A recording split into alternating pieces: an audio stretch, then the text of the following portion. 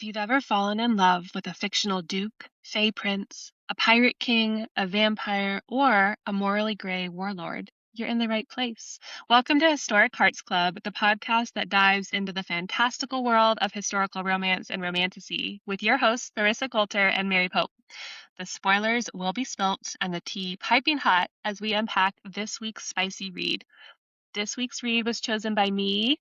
It's Across Time by Elizabeth O'Rourke. And I'm so excited to talk about this book. I actually just finished it really recently, and I have a lot of thoughts. And I know you do too, Marissa. But before we do that, how are you? How have you been? My week has been insane. My week has also been insane. My day job was crazy. It was a lot of long hours, which is fine. My husband was very sick over Still? the Oh course my of the week. gosh. Yeah, thank God it wasn't strep, but it was just a lot of just trying to get by. The also I have to share this, but my husband at Christmas got a gift card to Amazon and decided, what do I want to spend my money on? What will I gift myself with? So in addition to some household items that we needed, he bought himself a harmonica. Oh my God. And when I tell you that when he unboxed the harmonica, I was like, oh dear Lord, what did you buy? Why did you buy this? This is going to be so annoying. But very quickly, it's become one of all of our favorite toys. Oh my God. Do you all like sit around in a little circle and he plays the harmonica for you? Like cowboys? Yeah, I mean, I do too. I play it too. The cool thing about harmonicas is that it's really hard to mess up. Like, yes, there is talent involved in terms of playing actual tunes, but it's so much fun. Like, you just kind of zip along on that harmonica and it sounds like a real song. So it just made me think of it because today, this morning, I found the box that it's in on our TV stand and I gave it to my son. And it's something so easy to play that even my 18-month-old will play the harmonica now. So I love this. it's the gift that keeps giving, truly. I also love that that is what he wanted to gift himself because I also like the minds of men are so confusing, which is partially why I love this genre of book because it's like they're men written by women, and so I can like actually understand them. Yeah. And like I love that he was like, I want to get myself a little present. I'm gonna get a harmonica. Of anything that he could get. And I completely agree with you. I can't imagine in my head being like, you know what? I'm gonna I'm gonna gift myself a tambourine and I'm gonna learn how to play it. Oh my God, I hope that's next on the list of small instruments that he wants to acquire. You're Well, in gonna have a fact, family. Mary, my son does have a tambourine and we do in Oh my fact play God, with it. So, you're gonna be a family band. I mean, yeah, just call us the Brady Bunch and I here we will. are. I will. We're heading into that territory. How have you been? Tell me about your busy week. Oh my gosh, my day job also insane. So as you know, I started a new team a couple weeks ago, and I basically only had a day and a half of onboarding, and then it was like, all right, let's build some program plans. Everything is super critical. Keep, these licenses from expiring so that all of Amazon Studios keeps going. And so it's just been really high stress and I love it. I'm so excited. Also, they're all the Might I happiest just people. might I just say not sponsored. We are not sponsored yet, Not but we'll take sponsored. We are offers. not. Yes. No. This is, yeah, self-funded Yeah. through Amazon Studios. Um, it's just been a super busy week. And That's so crazy.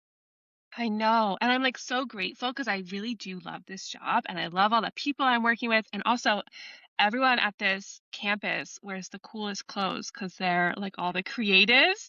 I love And that. I know, I'm like, man, I need to go shopping. Like, even like one of the guys on my team, he'll like come in wearing like a leopard fur coat after his commute, just like talking to us. And he's like an engineer by training, but it's just like a different caliber of people. Yeah, Yeah. my week. Yeah, it's been a lot this week, and then I'm also, like, just been social, seeing a bunch of friends. Again, very grateful. My birthday is tomorrow, so that's again, I have all these plans. Um, and yeah, and it's about to be 80 degrees, I think, here today, which I'm also excited about. But Amazing. I heard that you guys were getting amazing weather, and I can't lie and say that I'm not jealous. Although I will say we're about to hit like 60 degrees tomorrow, so I'm okay. I'll take I it. mean, that sounds nice. Yeah, especially in the Colorado sun. It's gonna feel almost the same. Oh, yeah, absolutely. So we might go on a hike or something, which I'm excited about. But I'm glad to hear that despite being very busy, your new job is serving you well. That's what's most important. Yeah, I'm so excited about it. So obviously I will keep you posted. Maybe I'll get discovered and become a movie star. Obviously we'll keep recording this podcast even if that happens. Duh. Absolutely. You can record from a trailer. Absolutely, absolutely. Um, but let's dive into it, shall we? Mary, I'm so ready. I'm so, so, so ready. I know we have a lot of thoughts. So just to give you all a recap, Across Time is this time slip romance. It follows the main character, Amelie Besson. We find out later her given name is Sarah. She's an American from the late 1980s, maybe Yeah, 1990s. 1989. Okay, right, 1989, right before I was born, guys. Um, and she's been able to time jump since she was a little kid. I don't remember exactly what age the gift starts, but it seems to run in families. But her mom doesn't have the gift, and her grandmother, who did, passed away before. I'm going to call her Amelie the rest of the time I'm talking about her, but before Amelie was born. So she never really had anyone to kind of teach her the rules.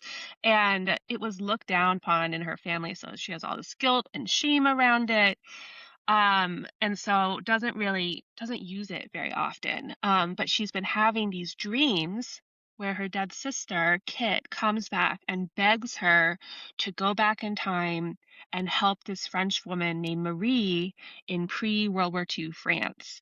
And Kit gives her all the information that Amelie needs in order to find Marie and like the right time, the right location. And so she manages to jump to the right time. She always lands fully nude, which, you can't have a romance novel with a time slip romance novel without a little bit of that. Um, Exactly. Well, and we also have to point out that this is very new for Amelie in the fact that she's never time jumped this far back. So right, true. she's done brief instances here and there. She's gone back in time to visit, memories of her now deceased sister, but it's never been this far back. Right. So she's exhausted. She's naked. She's in a barn, and lo and behold, she meets Henri, who is the hottest French vineyard farmer I have ever read. Um, and he is like full of dark, brooding energy, and he immediately points a gun at her and is like, "Why are you here? Like, don't like you just crazy naked woman in my barn. I don't know who you are." Um, Very protective, of Marie, his little sister, and it turns out Marie is also able to time jump, and it's something about their eyes that they can, like, recognize that ability in each other, and Reed cannot. Um, but Because we find out later, and forgive me if I'm jumping to this is no. definitely comes out later in the book, but it's only the daughters who can time Yes. jump. He might still have magical blood, but he can't actually time jump. Men cannot. Women are Right. powerful in this regard. Yes, which we love, we love. Hmm. Um, and he knows, like, all about, Amelie's gifts, right? Immediately, he can, like, recognize that. That's why he's, like, not really thrown off by her being nude in his barn. And it's a really slow burn about the 3 of them kind of building relationships. You learn that Marie is obsessed with trying to figure out what happened to her mother because there's this prophecy around a chosen kind of time jumper who is able to create this circle of light. They Marie's mom, call them the hidden child. yes, yes, I love a prophecy. I have a lot of thoughts about Oh, that. yeah. And it turns out that Amelie's aunt also went missing, going back in time, looking for this, like, chosen one, the hidden child, the ability, the circle of light, basically all these things. And so they have that in common, right? Marie and Henry's mom going to search for that, Amelie's aunt going to search for that. No one knows what happened to these people. And so there's just kind of a lot of like tension around Marie begging Amelie to go back and find out what happened to her mom. Because she's obsessed with like, well, maybe she'll come back. And that's like so heartbreaking. Again, like more thoughts as we get into it. But um, side note, um, before Amelie jumped from her normal time, 1989, she was about to get engaged to this bland, wealthy finance bro named Mark. Yep. Obviously, she falls in love with Henri instead, but it takes her, like, essentially losing him before she really realizes it. So it's a very slow burn. I was obsessed, and before we dive into, like, more of the actual discussion and, characters, I do wanna give just a couple kind of lighter trigger warnings compared to some of the books we've discussed before, but there are wartime conditions. It's around World War II. There's threats of violence, there's death and grief, non-graphic, but like it is there. So do just want to give a couple content warnings for the book. But Marissa, tell me your initial thoughts. Mary, I'm literally boiling over. I have so many thoughts that I can't contain. Okay, so first of all, the slow burn at first kind of annoyed me because there are so many instances in the first like 26 chapters of the book where they almost Hmm. kiss, and it just builds so much. I I had that in my loved notes. it. I was like, just kiss her.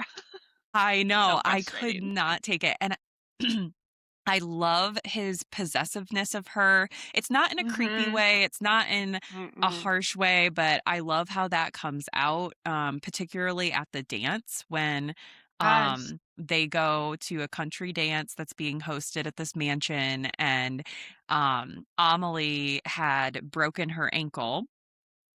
Falling into a pit that he had dug in his barn, because I should also, okay, let me back up a little bit. Amelie finds, they time travelers struggle, right? Like if they're going back in time, you're constantly struggling with what level of information you can divulge that's not going to, you Hmm. know, completely change the future. But as she gets to know Marie Therese and Henri more and more day by day, she decides, this part of France is going to be impacted by World War II. They will become occupied by the Nazis.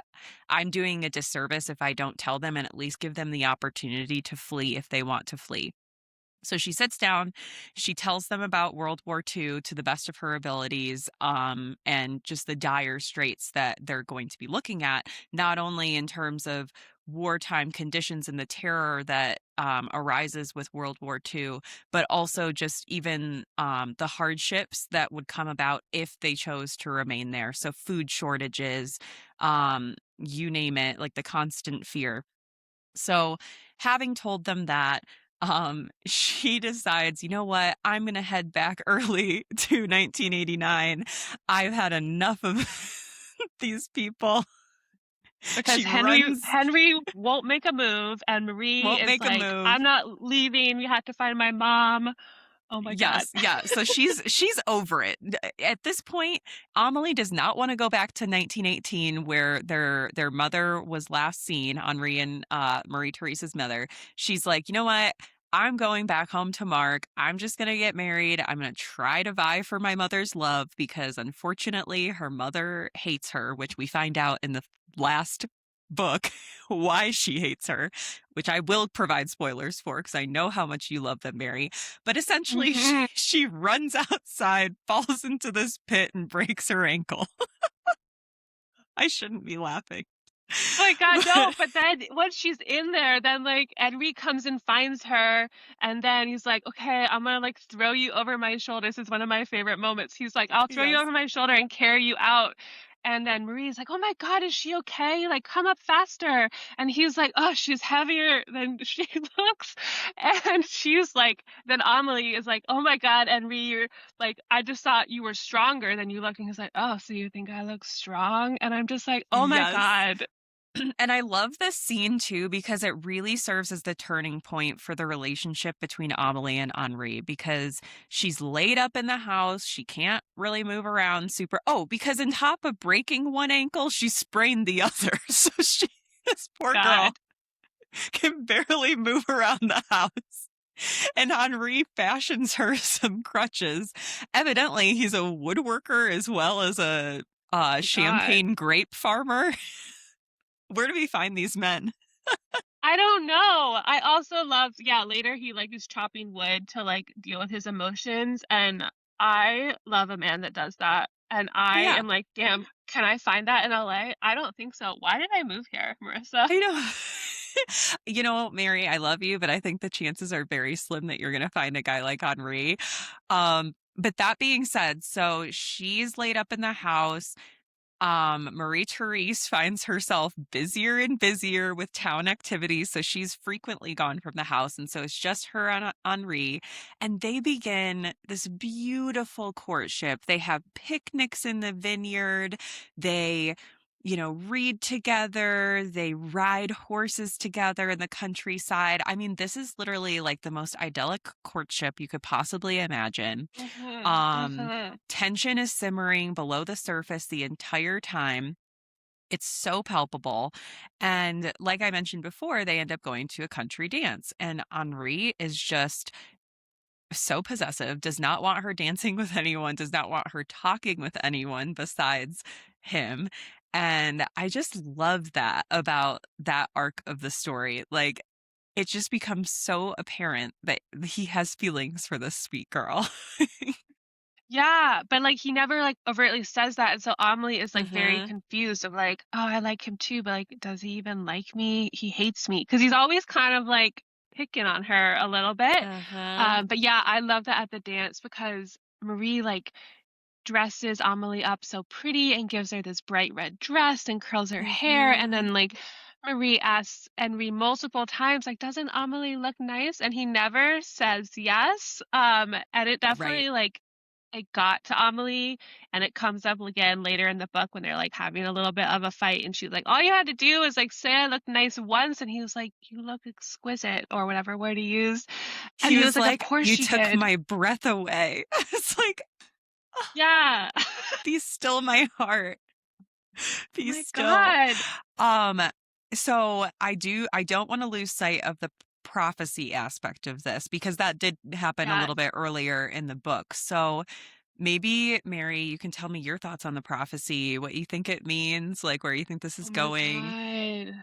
Okay, And so just to be clear, initially, oh, I was going to say, just to be clear, we find out about the prophecy because Amelie does not initially travel back to 1918, but what she does do is she travels back in time while their mother is still alive before she had time jumped to 1918 and asks her like questions about the family and tries to get a better sense of why she would have time jumped to 1918. And it comes out, right? Like the mother finally mhm. tells her about the prophecy. Yes, and Amelie doesn't really know anything about it, right? Because her mom, 1, hates her, and 2, hates time travel, which I have, like, thoughts about, so I can't wait for your spoilers if you know answers to those, like, why that is, but ma okay, so I'm g looking at my notes, I'm like, even all the way back in chapter 8, I was like, "Wait, do you think Amelie is the girl from the prophecy who can create the circle of light? And is that, like, why her mother looked down on her?" And then later, it's like Henri and his mom were convinced that Marie Therese was the one who could create the circle of light. And then there's this theory that like the Absolutely. circle of light is a child. And so I was like going back and forth the whole time. And I Trying to have figure thoughts out on who which I one it think he is. was. So Yeah. the other part about it too is that the hidden child is to have been from one of the first families. Now I'm gonna give more spoilers at the end because I want to get through this book first. But what we find Hmm. out in the fourth book is that um there are four first families. And I don't know all of the details yet, but what I do know is that somehow it was four sisters that lived on this island and they escaped the island And so each of these four sisters, in addition to time travel, also have a special skill. So we see that later in the book when Amelie can be in two places at once and like recollect memories. She Mm-hmm. kind of flickers. Like that is a trait that is only passed down in a certain first family. So we find Oh. out she is a first family member too. Oh my God. Okay. That's important. Does Obviously, that we're giving you change all your more guesses at context. all? I feel like it's Amelie. I feel like she I is feel like it the too. one from the. I feel like she's the one from the prophecy because also in the prophecy it's like the child is born like right after a war or something, right? And it's like, Yes. well, Amelie's obviously going to be there through World War II. They were all thinking about it was obviously World War One, and like that's why it's Mhm. Marie. But I feel like it's Amelie. So I this is also the feel like thing. the Oh, go ahead. oh, no, I also feel like there's something about the prophecy, which is why Amelie's mother hates her. Obviously, you know more details about it, but I feel like there's some element of that that's coming in the next book. Okay, I do have to share why she hates her. So basically what we find out in chapter 1 of the next book is that Amelie's mother is a time traveler. She can time travel. She just chooses not to because she hates her sister, and basically what happens is she wakes up in bed with this man, and he had plied her with alcohol the night before. They had consensual sex. And essentially, what happens is she's like, "Where are you going?" Because he's getting dressed. And he says, "I've got what I needed. You are like an evil person. You're a time traveler, and I know it. And if you want to change this, you can just hop back and change it. But I know that you won't." And she's supposed to get married the next day. But what happens is she gets pregnant by that encounter. And before the guy leaves, he says, "This is revenge for your sister uh torturing my mother." And so what we find out is that Kit's or not Kit, sorry. Amelie's aunt, the sister that went looking for the light, was a backstabbing biatch. She wasn't looking for the light. She got enthralled and embroiled with this terrible man named Caron, who tried to the syringe that took away Yeah, Henri and Mary Therese's mother. Yeah, yeah. he's been capturing all of these time traveling women that appear in 1918. And if they're too old, he offs them right off the bat. If they're of childbearing years, he tries to impregnate them. If he finds that he's one of the they're one of the first family time travelers, because he wants an Oh my army God. of babies that he can use at his disposal to time travel with. And he wants the opportunity to have fathered the hidden child himself. And her aunt is the one orchestrating the drugging of all of these women, the basically the non-consensual, impregnation of these women. And so she's a terrible person. And so basically what we learn is that um the man who is Amelie's real father is part Caron. So, and obviously like his mother would have been a first family as well. So she has more magical blood than we ever originally assumed Oh my because God. of this first family connection through her mother's line as well as through her father's line as well. Oh my God. Also, because we're talking about spoilers, I'm just gonna say this is a big spoiler, but at the very end, Amelie gets also stabbed with a syringe and like goes unconscious, and we have thoughts about the ending. But this sounds like her grandfather, unbeknownst to him, is gonna try to impregnate her, and that is abhorrent. It is. It absolutely is. And so basically, I'll tell you the other spoilers that we learn at the end of the episode. But getting back to the actual book that we chose, basically Oh what my God. happens, I want to, knowing what I know that I will spoil in a few moments, I want to wring Marie Therese's neck for being so obstinate about not moving to America because essentially what happens is Amelie goes back to her current time in 1989. She breaks up with Mark because she realizes that she loves Henri. She comes back. Henri and her have a wonderful reunion. It's the sweetest, intimate scenes I've ever read. Their love is just so palpable and so sweet. And they have a month of bliss in which time they formulate a plan that they'll all move to America so they can avoid World War II. When they finally In tell part Marie, yeah, go ahead. in part because, they find out that Marie-Therese and Henri are part Jewish. Yes. And then Yes. Amelie is like, "Oh, I told him it was gonna be dangerous in this part of France, but I didn't realize it would be that dangerous. Like, we have Yes. to leave." Yes. That was a huge I was actually not expecting that. That actually I wasn't rocked me when either. I that wasn't even part of my mind, especially because they are now practicing Catholics, so I just didn't even assume that they would, unfortunately Yeah. under Nazi law be considered still Jewish. Um, Mhm. I did not know that part, but basically before Marie Therese agrees to move to America with them, she says, "Well, I'm going back to 1918 because I have to find out if our mother is somehow still alive and trying to get back to us." And Amelie takes it upon herself to be her protector and watch her back as they time jump to 1918 and search for their mother. Unfortunately, when they do time jump, Amelie is obviously really tired. She gets very fatigued after she time jumps, and she's sitting on a bench waiting for Marie Therese to finish stealing some money so they can find a place to stay in the meantime. And she gets syringed.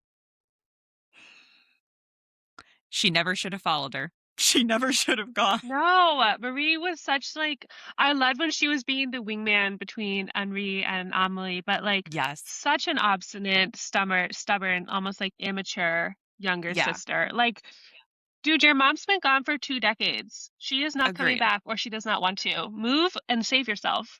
Exactly. Girl. Exactly. It that irked me so much. And basically Henri and Sweet Amelie had maybe like a month and a half of great time together. They're supposed to get married the following week when they return. Well, I have a spoiler for you, Mary. They don't return in a week's time because guess what? They've both been drugged. Now we're going into book 4 here. Oh my They god.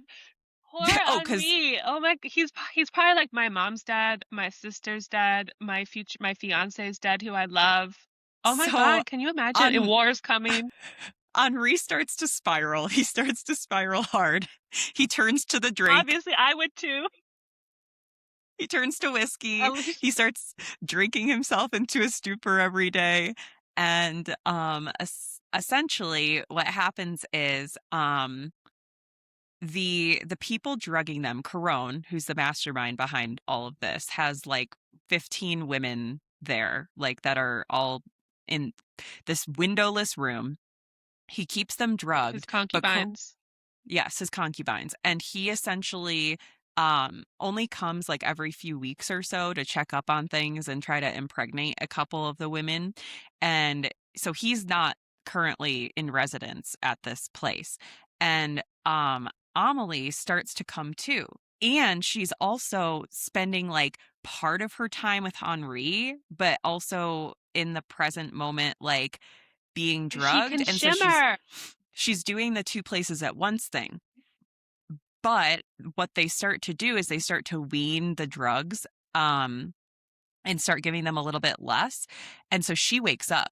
She wakes up and she's like going through withdrawals and stuff. It's terrible on her, but she has to pretend that she's still drugged because they know that the first to wake up upon the weaning are always the first family time travelers. And so then they get picked Mm. for Corone. Well, so a couple weeks go by. She's still awake. She's trying to desperately glean as much information from the guards and from everyone around her as she can so she can figure out an escape. Well, one day she meets Catherine, who also is awake but has been pretending this whole time. And it come to find out, Catherine's like, well, what's your special power? I thought I saw you like kind of flickering. And she's like, well, yeah, Amelie's like, yeah, I can kind of be two places at once. And Catherine's like, that means you're one of my descendants because I'm from a first family and that is my special skill. So she meets her grandmother or great Oh grandmother, my God. and Oh my God. they're emboldened by this because they're like, if she had a child, that means she gets That out. means we get out. Yeah. Yes, I knew that was gonna happen when like when Amelie is like in Paris, and I apologize, listeners. I know that we are jumping all around, but if we you are. when you read this book across time, you're gonna appreciate all these spoilers from Marissa because there's such a cliffhanger that we will get It to. But literally um is the worst. It's the best, but the worst. there's a period when Amelie does go back to her current time, right when she's about to break up with her boring almost fiance Mark, which we find out the only time he's ever been camping is on a course that his parents belong to. And I was just like, girl, how did you not get the ick at that moment? I But know. anyways, Yes. she's in Paris with this like incredible fairy godmother benefactor who just starts buying her like Chanel clothes and all these other things. And Hmm. she knew Amelie, and so obviously I was like, oh, it's gonna be okay in the end because like she wouldn't have this connection to someone in Paris in 1989 if Right. she like didn't make it through the war or like something happened. So there is like that tidbit of like, it's gonna be okay at some point, but obviously we're going on a journey. Yes. And so again, spoiler. So the person who's her benefactor's name is Cecilia. She like gives her shelter, gives her clothes, like lets her recuperate so she can jump back in time to go back Mhm. to Henri and express her love for him. Well, unfortunately, jumping ahead to book 4, when Kat Catherine and Amelie join forces, they start to wean off Marie Therese because Marie Therese was captured as well. They start to wean off Marie Therese. They're all pretty weak, but they concoct this plan to escape. And basically the plan is that they will drug their the guard who's watching over them, and then they are going to go to the morgue area and pretend to be dead bodies so that way they get taken away. And then once they get out of this place, they can time jump and save themselves. Well, in the meantime, Catherine gets targeted by Corone to become pregnant. And flash forward a few weeks, it's time to enact their plan. Unfortunately, they're only able to swap out 2 bodies. And so Amelie says, you guys go. Catherine, I know you're pregnant. You got to get out of here so that way I exist in the future. And Marie Therese, she promised Henri she would look after. So she makes them go. Oh my God. If I was Henri, Henri I would be is so livid. angry. He's so mad. Marie Therese comes back and he's like, are you telling me that she gave up her life for you, the woman that I love, and now you're here, like literally coming down off of this terrible drug binge, and I have to take care of your drug rattled ass now? Oh my God. This He's poor so man. upset. He's so upset. And so then they decide, okay, um, we need to go. He's like, we have to go back to the place. We have to go back to the place and see if she's still there. And Marie Therese is like, there's no way that she survived there for 20 years. And he's like, doesn't matter. We got to go back. They go back. They find the place. It's half burnt down. And on the way out, Marie Therese, Amelie, and Catherine see this mass grave that was intended for like all of the people basically that Corone didn't want to keep. So they open up this mass grave at this burnt down place and they find a body that has the necklace on that Amelie was wearing when Marie Therese left her. So Henri is incensed. He's like, oh my God, Amelie died. I can't believe it. I'm never going to be able to live without her. And he goes bar hopping. He goes bar hopping and gets extremely drunk, thinks he sees her, hooks up with this woman who is clearly not Amelie, and wakes up the next morning and he's like, crap, I can't believe I did that. And then So on meanwhile, brand for a man, though. on brand for a man, right? Like I was like, I'm not even the littlest bit shocked by this behavior. Then Mm-mm. um we flash back to Amelie and she's like, okay, my only choice here is I have to tell my aunt that I'm her niece, so that way hopefully I have a chance of, living, and I will be able to escape at some point. So she tells her aunt, and her aunt spares her and basically tells her that she has to be a kitchen maid now and help cook. So she Oh my God. semi befriends the kitchen lady, and in doing so, like, finds out that there are these actual pregnant women that are there, that Corone has impregnated. They're waiting for the babies to be born to make sure that they're females. And her other job then, because flash forward a few weeks, the babies are born, and Amelie is now also supposed to be the nursemaid to these children. Well, she concocts this plan. She's basically like, listen, kitchen lady, I know that you leave once a week to like get supplies and stuff. If you deliver this letter to Marie Therese and Henri's mother, she'll pay you 50,000 francs to do this job for me. So the woman says, okay, she's got 4 little ones at home. She'll take the money. They do it. They swap up the babies. It goes out without a hitch. Iris, Amelie's aunt, comes in, and Corone is supposed to be coming that night. And Amelie is like, well, do you feel prepared to see him? Like, I'm sure he's used to a much more lavish life than what we live here. Don't you think he'll want you to be like gussied up and in jewels? Meanwhile, she's wearing this necklace. And the Iris, her aunt, looks at her necklace and she's like, actually, do you mind if I try that on? And so she tries on the necklace, and while her back is turned, Amelie grabs a knife that she had hidden from the kitchen, and when she turns back around, clocks her out like a light. Iris is Oh out my of the picture. God. So then she Thank God. starts, yes, thank God, she starts a fire and hides in this closet. Thus why the building was half burnt down when Henri and Marie Therese come to see if she's still there. And Amelie ends up finding this like this ladder in the kitchen where she can get to the second level, and there's a window.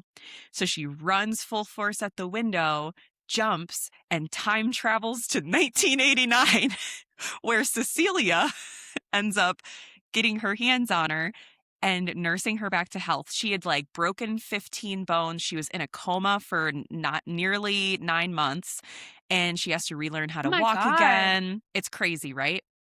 She recoups, and she's like, okay, I know that through these visions that I've had that Henri served in the war, but I know that he comes back home.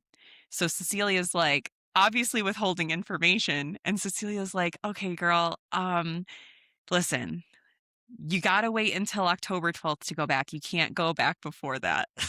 And then she's like, okay, I guess. And so they wait, and she's like, okay, there's another thing. You're going to want to come back. You're going to want to leave, but you have to promise me you won't leave. And I'm like, oh God, as I'm reading this, I'm like, Henri has done Did he something. marry someone else? Oh my God. What a Mary, hoe. French when for I her tell hoes. you, I was screaming. So she time travels back to October 12th, 1938. Marie Therese runs out. Looks like she's seen a ghost because they thought she was gone. They thought she was dead. Yeah. Yeah. Henri comes out again, looks like he's seen a ghost, and runs and gives her this big hug. And then all of a sudden, this pregnant Claudette. Did he woman, marry Claudette? not Claudette, it's the woman that he hooked up with in Paris after Oh he my thought that Amelie God. had died. And she is like 7 months pregnant with his child. He moved on real quick, and they're married. They're married. They're married. And so basically I haven't finished the book yet, but this is my guess in terms of how the series ends. Oh, and might I add, because of the injuries that Amelie sustained in her fall when she was time jumping to get away from that terrible place, um, in addition to her PTSD, they tell her that she likely will never be able to bear children. Oh So my God. I think I this don't is want to how read this. I know. So this is how I think things end. This is all just like guesses here. We're all friends. I think that the woman that Henri marries, I think she's going to die in childbirth because Cecilia told Amelie, when you time jump back, you need to be patient, but all will be well, and you need to make sure that you stay. So I think that his wife is going to die in childbirth. I think that Amelie and Henri will get back together and they'll raise the child that will probably be Cecilia. That's my guess. I don't know if that's right, Oh but my that's God, my yeah, because guess. wait, she doesn't look like them. Wait, yes. Oh my Yes. God. So, I mean, we'll see how this ends. I also wouldn't be shocked if, like, Amelie miraculously gets pregnant. I also, okay, sorry, Hmm. going back to the actual book that we're talking about here, what are your thoughts on Marie Therese and the priest? Wait, that's like one of my favorite moments because I was like, this is giving Fleabag. So Yeah. Marie Therese is like obviously in love with someone. Amelie can't figure out who it is, and because she's like trying to like suss out the details, and Marie is like, well, he's not suitable, and so Amelie's like, oh, well, he can always get divorced, like assuming he's married, and she's like, he's not married, and she doesn't know who. She's like, okay, well, this girl's in love with someone, but I don't know who it is until they go to mass, and then she sees how much of like a girl crush fool Marie Therese is acting around Father Edouard. Edmonton, Edouard. That's right. And I was like, oh my God, I am obsessed with this storyline because also this priest is hot. And like, Yes, it just makes me think of Fleabag being like, I want to fuck a priest. That's all I could hear in my head as I was reading all of this. I know. I think I there's a little love novella that. called Priest, which I want to read. Oh my God. Well, I fully believe that they'll end up together because when in the fourth book, when well, and it's also clear that like throughout these little snippets, we see that like it's a two-way attraction. He is clearly attracted to Marie Therese and they Yes. spend all this time together. Like she volunteers all the time at the church. And in book four, when Marie Therese and Amelie are missing, the priest shows up at Henri's house and he's like, you said that they were only going to be gone 2 weeks, but they've been gone for 6 weeks. Should we call the police? And Henri's like, perhaps, but he knows we can't call the police or else they'll think that he murdered them or something. Like they're time travelers. We can't call the police on them. And then the priest gives Henri this look and he's like, I know, I won't call the police. And he's like, you know? And he's like, I know that something special about those two.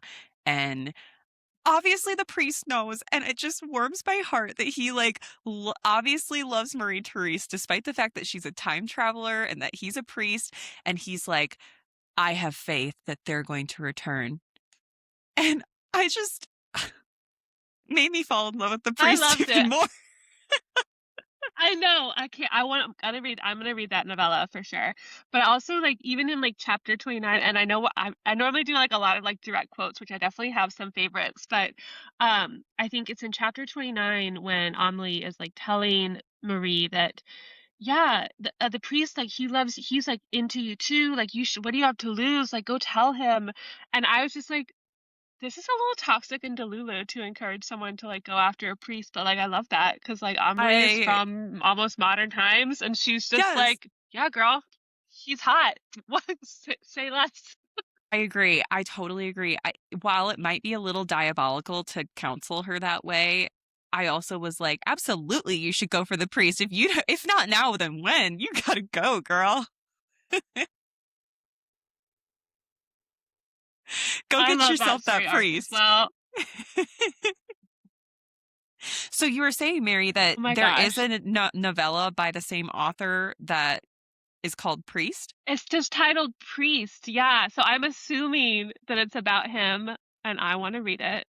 For sure. I feel like that will be short, and then obviously you have to finish this next book so that you can tell me what happens. I feel like if I read it now knowing all this, I'm gonna be so livid that I 'cause, like, I was like, "Henri is my perfect man," and I don't wanna know that if I died, my man would just knock up some hoe at the bar with I and marry know. her within, like, 6 weeks. And when I tell you the devastation that Amelie has, Mary, it just wrecks my heart. She's like, "You didn't even" clearly, the fact that this woman's 7 months pregnant, she's like, "You didn't even wait. Like, you thought I was A gone, and you were year? just like, well, just Yeah. gonna move on." It's just crazy. Men. I don't know how she could take him back after that. Yeah, I'm just like, "Oh, that's also on brand for a man."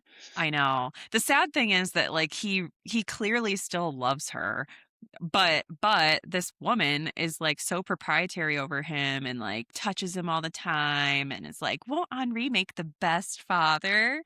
As Amelie's sitting there at the breakfast table being like, "Wow, not only do I feel insignificant as a woman now because I can't likely bear children, but you're bearing the child of the man that I desperately love and changed my life for." Just probably I would just stab her and then time hop to another time. That's, like, what I would do. Like, I think you know that, like, I'm not really joking. I don't think you're joking at all. I don't know what I would do in her situation. I feel so bad for her, and I just can't even imagine. Okay, Mary, I have to ask this, and I know that we're getting close to time, but given that this is a time travel romance, if you were Amelie and you had the option to travel back, you decide you're going to travel back to 1938 and live there. What would you want to bring if you were able to bring, like, material objects with you? Mm.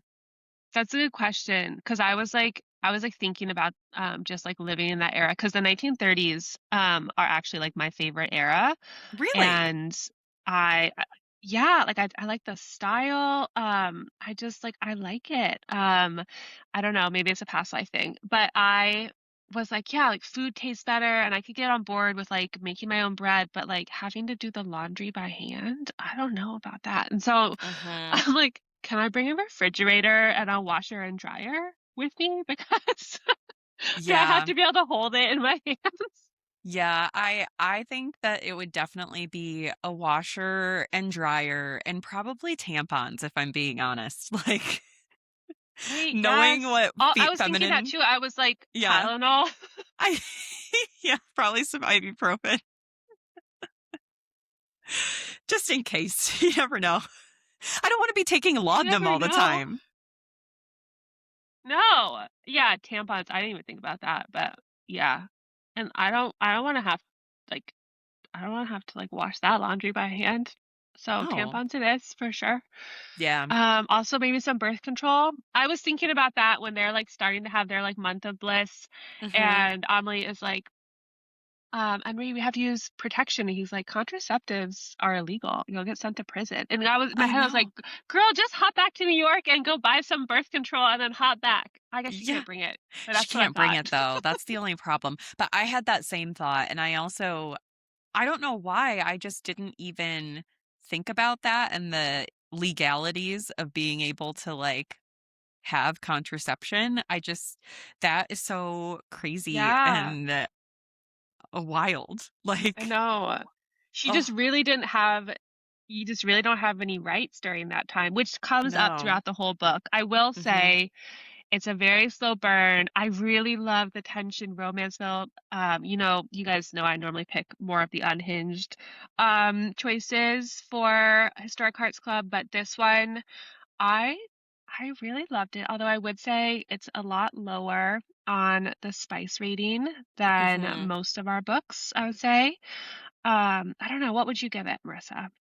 Probably give it a low spice. I think I counted, like, 3 scenes, like, full scenes. Mhm. That being said, though, Yeah. I have no regrets in reading it. The buildup was so great. The tension was unbelievable between the 2 main Mhm. characters, and I thoroughly enjoyed the storyline. Like, I do think it's worth the time. Absolutely. Yeah, I loved it. Definitely heavier on the romance side, but instead of spice, but I really loved this book. Mhm. And I like Henri from the first book, so I'm gonna hold him in my heart and imagine him as my future lover. And I know we are getting close to time. Do you want to give us a teaser for our next book? I would love to. So for week's read, it's going to be someone that I have never read before in the historical romance genre. The title of the book is called Lord Holt Takes a Bride by Vivian Lorette. Very excited to jump into this. We're going to see some themes of marriage of convenience, opposites attract, grumpy sunshine, which I love, a scarred hero, and a wallflower heroine. And I cannot get enough of wallflowers, so I'm very excited by this. Essentially, the Earl of Holt, he's wealthy, powerful, enigmatic, very emotionally damaged and guarded, and deeply scarred from a very traumatic past that left him physically marked. But while he has zero interest in love or being out in society, he does need a wife. And so he finds Miss Elizabeth Lizzie Gates, who's warm hearted, sweet, everything that he's not. She's not the belle of the ball, and she is on the cusp of spinsterhood, but she needs financial security. So we're about to see what unfolds after this marriage of convenience takes place. I'm very excited to read this with you, Mary.